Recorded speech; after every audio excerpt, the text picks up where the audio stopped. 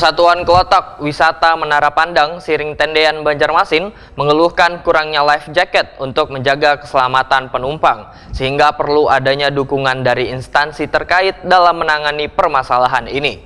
Permintaan ini sangat beralasan lantaran minat warga untuk menyusuri Sungai Martapura di Banjarmasin mulai meningkat.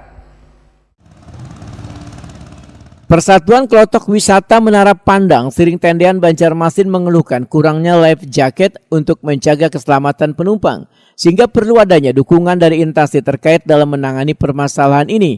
Permintaan ini sangat beralasan lantaran minat warga untuk menyusuri Sungai Martapura di Banjarmasin ini mulai meningkat. Kemenas Perhubungan Banjarmasin Slamet Begjo Etakuni Prima TV jelang tengah hari Selasa 3 Januari 2023 memedahkan urusan keselamatan adalah kewenangan pemerintah pusat. Tetapi surat permintaan atau permohonan bisa dikirimkan ke Dinas Perhubungan Banjarmasin, kemudian akan dibantu untuk meneruskannya ke Jasa Raharja. Melalui perhubungan nanti kami meneruskan ke teman-teman Jasa Raharja, bahkan ke kementerian kami siap fasilitasi.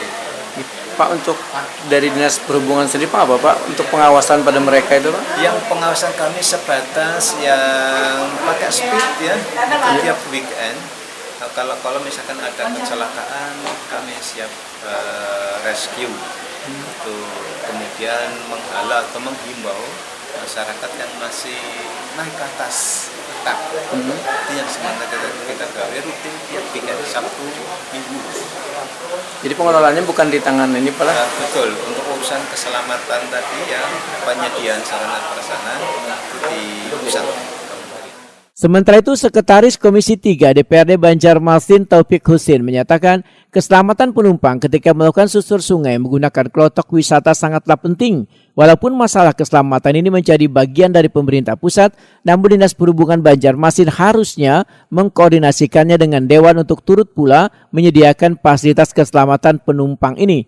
Politisi PDI Perjuangan ini berharap Dinas Perhubungan Banjarmasin jangan sampai mengabaikan keselamatan warga yang ingin berwisata melalui sungai, tapi turut pula melakukan pengawasan.